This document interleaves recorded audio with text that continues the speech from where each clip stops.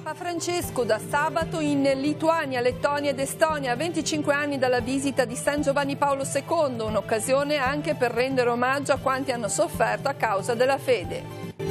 Entro la prossima settimana saranno ultimati i campi in Colmata a Mare a Chiavari, l'inaugurazione nei primi giorni di ottobre, attesa anche per il responso sulla riammissione della Virtus Entella. La regola di San Benedetto, filo conduttore del corso per insegnanti promosso dalla diocesi. Domani il primo incontro in Casa Marchesani con l'intervento di Agnese Varsalona. Rassegna di sport e di atleti per il primo Memorial Franco Orio Rapallo, 6 società in campo per la giornata di festa e solidarietà in ricordo dello storico presidente della Portofino Cost. Buongiorno a tutti, ben arrivati al TG13. In questi giorni la nostra emittente ha celebrato e ricordato la storica visita pastorale di San Giovanni Paolo II a Chiavari. C'è un altro anniversario significativo che si compie in questi giorni, ovvero il 25° anniversario dal viaggio compiuto dal Santo Papa polacco nei Paesi Baltici. Proprio in coincidenza con questa ricorrenza, Papa Francesco da sabato e sino al 25 di settembre sarà in Lituania, Lettonia ed Estonia. Si tratta anche di un'occasione per rendere omaggio a quanti hanno sofferto per la fede, ha spiegato il direttore della Sala Stampa Vaticana, Greg Burke, intervistato da Radio Vaticana. Sentiamo.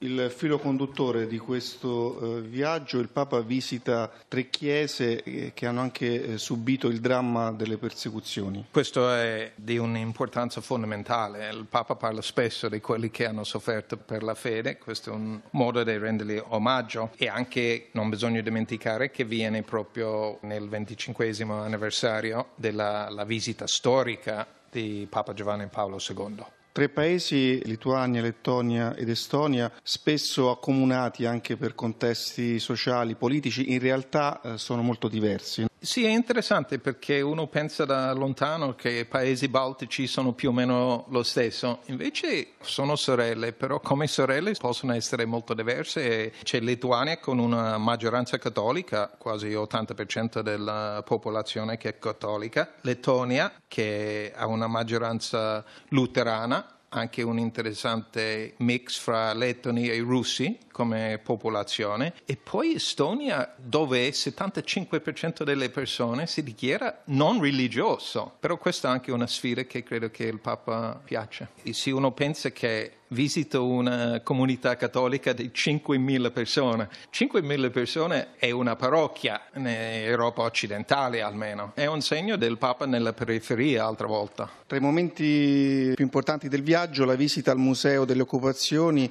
e lotte per la libertà a Vilnius in Lituania, con breve sosta di preghiera proprio al monumento delle vittime del ghetto, e questo in una data molto importante. Sì, certo, perché per la preghiera nel monumento del ghetto viene proprio nel 75° anniversario di quando il ghetto fu distrutto. E il museo credo che sia proprio il simbolo di quanto ha sofferto questo popolo. Quando il Papa va a visitare le celle, le sale di esecuzione e i posti dove tante persone, incluso i sacerdoti e i vescovi, hanno sofferto le torture. Ora torniamo in Liguria, a Genova, dove prende il via il 58° Salone Nautico. Vediamo la notizia sul sito dell'ANSA, la presenza del Ministro delle Infrastrutture Danilo Toninelli. La Presidente di Ucina Confindustria Nautica Carla De Maria ha accolto all'inaugurazione il Ministro Toninelli e le altre autorità, tra cui il Sottosegretario agli Affari Esteri Manlio Di Stefano, il Presidente della Regione Giovanni Toti, il Sindaco Marco Bucci, il Presidente di ICE Agenzia Michele Scannavini. Durante la cerimonia inaugurale è entrata in porto la fregata Virginio Vasan della Marina Militare Italiana in segno di omaggio per salutare l'alzabandiera. La presenza della fregata Virginio Vasan è un grande onore per tutti noi, ha detto De Maria. Ringraziamo la Marina Militare per questa opportunità, è l'ennesimo segnale di un'attenzione per Genova. Stiamo vedendo alcune immagini. L'inaugurazione è slittata per attendere il Ministro, che ha incontrato gli sfollati per il crollo del ponte Morandi. Alla rassegna sono presenti 948 espositori. Il salone, che si chiuderà il 25 di settembre, punta a superare 150.000 visitatori. È partito il conto alla rovescia in vista della consegna ufficiale dei campi sportivi in Colmata Mare a Chiavari, prevista tra poche settimane, attesa da parte di molti atleti che potranno finalmente tornare ad allenarsi su queste strutture. I lavori di messa in sicurezza volgono al termine e tutto sembra ormai volgere al meglio. Sentiamo. Attualmente qual è la situazione del campo sportivo in Colmata? Ma la situazione del campo sportivo in Colmata diciamo che è quasi terminata, siamo a conclusione di un'opera importante, siamo soddisfatti di averla portata avanti anche perché su quest'opera il Comune di Chiavari ha investito circa €500.000 per mettere in sicurezza uno dei campi principali del nostro comune e per fare in modo che i nostri ragazzi, dilettanti e non, possano usufruirne in maniera sicura e corretta come deve essere. Il campo è quasi praticamente pronto, quando verrà inaugurato ipoteticamente? Ma guardi, intanto il campo metà della settimana prossima è consegnato e naturalmente le squadre potranno allenarsi e giocarci. Per quanto riguarda l'inaugurazione aspettiamo giusto le opere accessorie, penso che poi faremo una festa tutti insieme i primi di ottobre. Che tipo di lavori sono stati svolti? Ma è stato rifatto tutto il sottocampo, cioè la parte sabbiosa del campo, viene messo il manto in erba sintetica che è già stato messo e poi dopo ci saranno gli ultimi lavori accessori come le recinzioni e tutto quello appunto che serve per la sicurezza dei nostri ragazzi. Sicurezza oggi che tengo a sottolineare è importantissima in qualsiasi campo, anche e soprattutto dove ci sono dei bambini, dei ragazzi che si allenano tutti i giorni costantemente. Secondo le ultime vicissitudini dell'Entella, qualora la squadra venisse reinserita in categoria B, il Comune è pronto ad accoglierla? Se sì, come?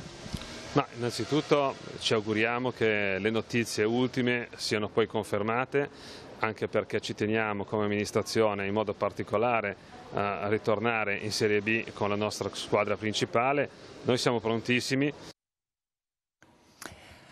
Doppia interrogazione dei consiglieri di minoranza Sestri Levante, Albino Armanino e Paolo Smeraldi, indirizzata al sindaco e all'assessore competente. La prima riguarda le segnalazioni di alcuni residenti del centro e di San Bartolomeo della Ginestra relative alla presenza di ratti e scarafaggi in città.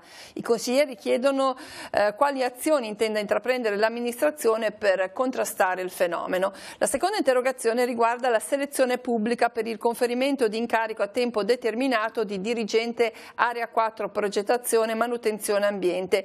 17 i candidati all'esame, di cui 4 ammessi alla fase successiva di colloquio. I consiglieri Armanino e Smeraldi chiedono di conoscere i criteri adottati per la valutazione dei curricula.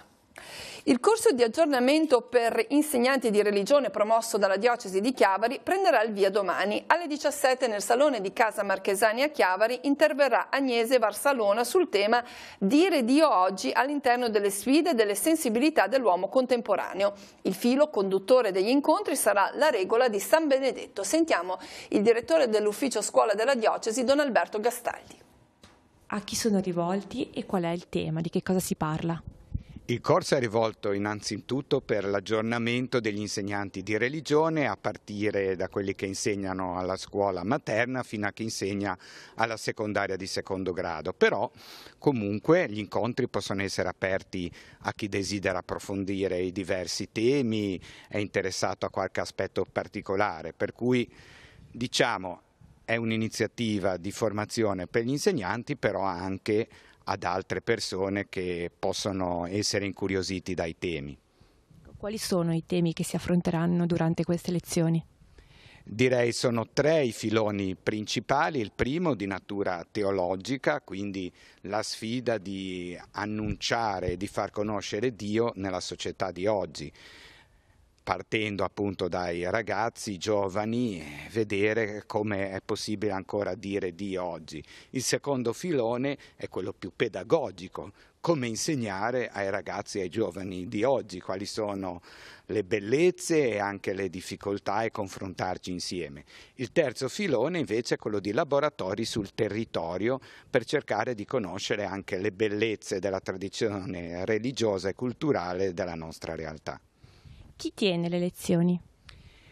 Innanzitutto sono dei docenti che noi invitiamo, che magari hanno fatto esperienza in altre realtà italiane, che possano portarci il loro contributo. Invece, per quanto riguarda i laboratori, cercheremo di confrontarci con alcune persone che operano sul nostro territorio e ci potranno un po' insegnare anche alcune notizie e anche alcune tradizioni religiose della nostra realtà.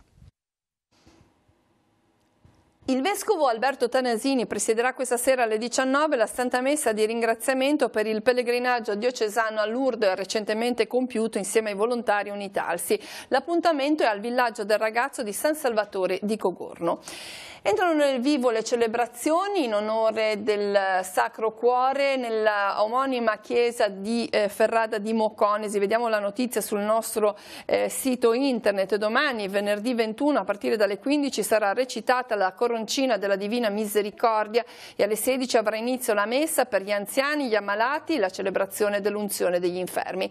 La serata è dedicata dalle 20:30 alla liturgia della parola e all'adorazione della croce. Sabato si terranno le confessioni dalle 10 alle 12 e dalle 16 alle 18 saranno disponibili Don Guido e Don Cristiano. Nel pomeriggio, dopo i giochi e gli spettacoli per bambini, ci sarà l'offerta dei fiori e la messa della vigilia. E infine domenica, giorno della festa, in cui la Santa Messa solenne sarà presieduta da Monsignor Francesco Isetti alle 10:30, alle 17:30 il canto dei Vespri, la benedizione della nuova arca processionale e la processione con la statua votiva del Sacratissimo Cuore di Gesù.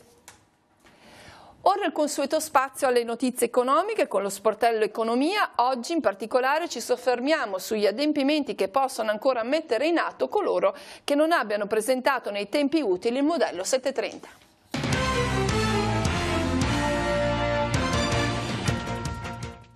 Chi non ha inviato il 730 precompilato nei termini previsti ha tempo sino al 31 ottobre per presentare il modello redditi. Sul sito infoprecompilata.agenziaentrate.gov.it sono presenti tutte le informazioni per l'utilizzo di Redditi PF Web, l'applicazione che consente di compilare i principali quadri del modello senza dover scaricare alcun software.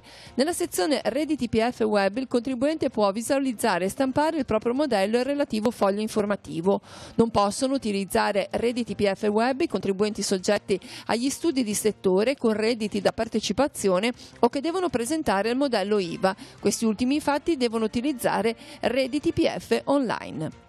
Dal prossimo 22 settembre si apre la finestra temporale per la presentazione della comunicazione o dichiarazione sostitutiva relativa agli investimenti pubblicitari incrementali, il cui credito d'imposta aspetto in misura differente a seconda del soggetto beneficiario. In linea generale possono beneficiare dell'agevolazione imprese, lavoratori autonomi ed enti non commerciali, indipendentemente dalla natura assunta, dalle dimensioni aziendali e dal regime contabile adottato. Il credito d'imposta è riconosciuto con una aliquota ordinaria del 75%, elevata però al 90% per le PMI e per le start-up innovative.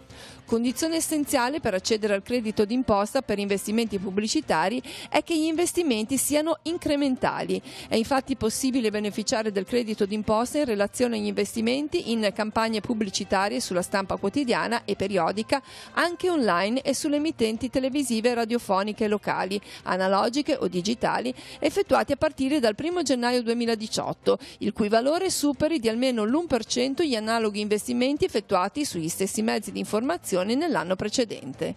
Per stessi mezzi di informazione si intende il tipo di canale informativo, quindi la stampa da una parte e le emittenti radiofoniche e televisive dall'altra, non quindi le singole testate giornalistiche o radiotelevisive. La norma prevede inoltre che l'incremento percentuale sia riferito al complesso degli investimenti effettuati rispetto all'anno precedente sui mezzi di informazione. Occorre quindi anzitutto verificare che l'ammontare dell'incremento complessivo degli investimenti sia superiore almeno all'1% rispetto a quello dell'anno precedente.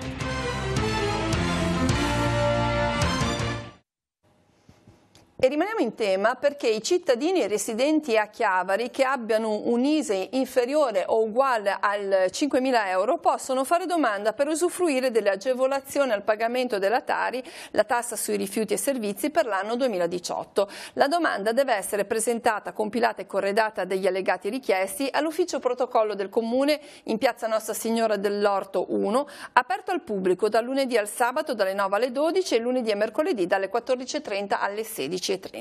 È possibile per ogni eventuale chiarimento in merito alla domanda rivolgersi all'ufficio assistenza in piazzale San Francesco 1. Ora sfogliamo le pagine dei quotidiani insieme a Marco Rebello, poi tutte le altre notizie e lo sport. Senza protezione è il titolo di apertura della prima pagina di Avvenire. Naufragio al largo della Libia, oltre 100 i morti. E intanto via la tutela umanitaria per i richiedenti asilo. Oggi in Consiglio il decreto del Ministro degli Interni cambia il trattamento degli stranieri che arrivano da noi, staranno più tempo nei centri di accoglienza. Ma Morcone, il Presidente del Consiglio italiano dei rifugiati, Mario Morcone, dice così è incostituzionale. L'intervista al direttore del CIR. Patto mondiale sui migranti, occasione da non perdere, il commento di Laura Zanfrini. E poi andiamo in Campania. Resiste al racket, ora non è più difeso. L'imprenditore Zoccola minacciato, però resta Mondragone. Pensione, si ritorna all'ipotesi dei 65 anni verso un'intesa con 5 miliardi per Lega e Movimento 5 Stelle. Matria resiste al pressing. E per le Olimpiadi invernali Milano e Cortina vanno avanti, ma il governo dice non ci saranno per voi fondi. Siamo al secolo XIX, più misure per aiutare Genova, ma resta il nodo ricostruzione, decreto in addirittura d'arrivo, la scelta sui poteri del commissario non dissipano i dubbi sui tempi, inaugurata intanto ieri la strada per i tir in porto, a regime in 2 mesi, nautico oggi il via, con il ministro Toninelli. E poi altre notizie ancora dal nostro territorio, il miracolo del teatro in Fontana Buona all'8ª stagione, poi c'è ancora la querelle tra amministrazione comunale e fondazione Torriglia aspettando la pianificazione e la Virtus Entella che spera sì del CONI al ricorso. Gozzi dice oggi la Serie B è più vicina, vediamo nella prima pagina del Levante, Chiavari e Lentella oggi sono in B, grande soddisfazione per la sentenza, il presidente dice il collegio di garanzia del CONI ha detto che le nostre tesi sono giuste, il principio del ricorso aveva basi solide, la palla ora però è nelle mani del commissario della FIGC, lotta di potere tra il Palazzo e il CONI. Ancora del Levante, dicevamo della querelle tra amministrazione comunale e fondazione Torriglia, ampliamento congelato in attesa di una pianificazione da rifare, incontro tra il sindaco di Capo e il presidente della società economica Abruzzo, ci siamo chiariti ma serve un dibattito pubblico. Depuratore verso lo spostamento da Preli, si rafforza l'idea della colmata mare. E ora la linea passa ai colleghi del Cittadino di Genova.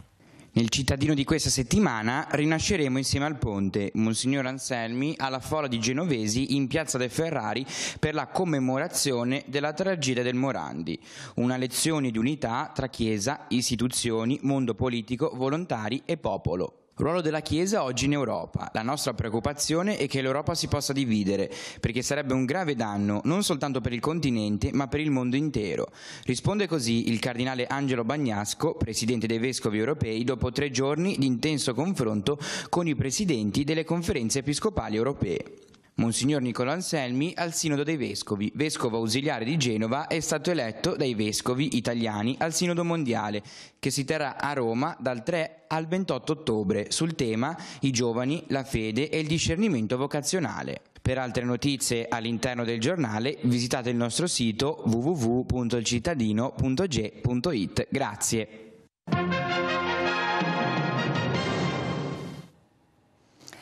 Andiamo ora in redazione, per noi oggi Francesca Caporello. Sì, grazie Cristina, buongiorno a tutti. I carabinieri della stazione di Cicagna hanno fermato per il reato di furto aggravato un uomo straniero che nel corso di un servizio di perlustrazione è stato trovato a bordo di un'auto risultata rubata. L'uomo è stato inoltre deferito per porto ingiustificato di oggetti atti ad offendere, poiché nel corso di perquisizione del veicolo i militari rinvenivano un coltello. E dalla redazione è tutto, ripasso la linea allo studio. Grazie, parliamo ora di un'iniziativa di sport e di solidarietà. Un anno fa il Tigullio piangeva la scomparsa di Franco Orio, uomo di grande spessore umano e spirituale, impegnato su più fronti della vita sociale. È stato ricordato qualche giorno fa con una giornata interamente dedicata alla sua memoria. È stata scelta una delle sue grandi passioni, ovvero lo sport. Laura alle spalle, c'è lo sport, c'è il basket e soprattutto una delle tante passioni di papà. Sì, una delle tante passioni di papà e un po' di tutta la famiglia, via. Diciamo che forse tutto sommato lui si è dedicato primariamente a questo, a un certo punto con tutti i suoi vari impegni che aveva, proprio perché c'era la passione almeno dei primi figli, poi sono arrivati anche gli ultimi, tutti e 5 via nel tempo. Ma che papà era in famiglia? Era un papà che era molto impegnato, quindi non sempre presente fisicamente, ma sempre presente proprio spiritualmente, una presenza che per questo manca tanto, perché è un grande vuoto che ha lasciato, però come oggi ci siamo sentiti dire svariate volte, ed è vero ed è giusto, è una presenza che realmente porta una specie di eternità già su questa terra. Ecco, che nonno è stato per te?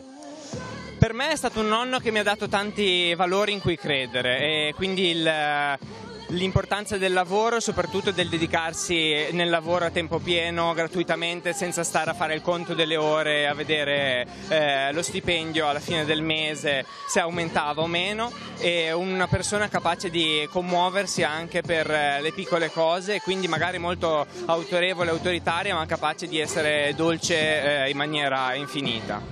Enrico, cosa ti sta dicendo tuo papà oggi per questa giornata?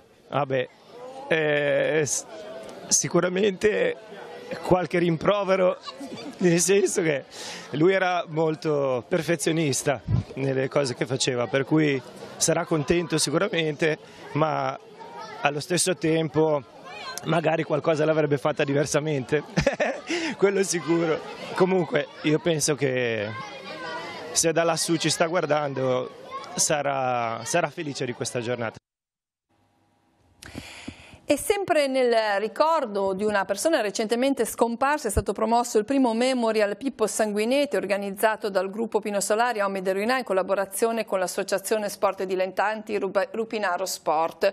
L'evento si terrà sabato dalle 16 alle 19 nel campo sportivo della scuola Maria Luigia di Chiavari.